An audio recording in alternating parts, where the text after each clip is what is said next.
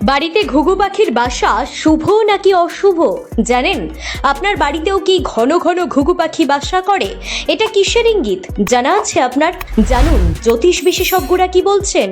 সকালে ঘুম থেকে উঠে পাখির কিচিরমিচির শুনতে সকলেরই ভালো লাগে। পাখির ডাক মনকে পবিত্র করে দেয়। কিছু কিছু বাড়িতে কোনো কারণ ছাড়াই সারা দিন দেখবেন পাখির আনাগোনা লেগে থাকে। অনেকের বাড়িতে ঘুঘু পাখি ঘন ঘন বাসা করে। জানেন এটা কিসের ইঙ্গিত দেয়? বাস্তুশাস্ত্র অনুসারে ঘরে পাখি বাসা বাঁধলে তা সৌভাগ্যের প্রতীক হিসেবেই মনে করা হয়। তাই পাখির বাসা কখনোই ভেঙে ফেলা উচিত নয়। বাড়িতে ঘুঘু পাখি আসার অর্থ হলো আপনার জীবনে সৌভাগ্য আসতে চলেছে। প্রচলিত ধর্মীয় বিশ্বাস অনুসারে ঘুঘু পাখি দেবী লক্ষ্মীর ভক্ত।